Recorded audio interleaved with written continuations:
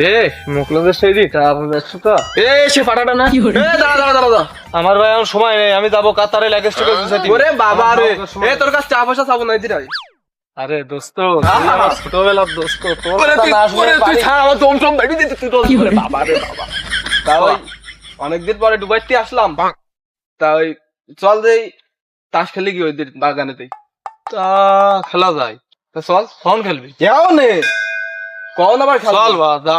যা আছে শোন, আমি ওই দুবাই তাস খেলতাম, তাহলে তো দেখো এনে টাকা পয়সা কি টাকা হইতে সব নিয়ে আসলাম।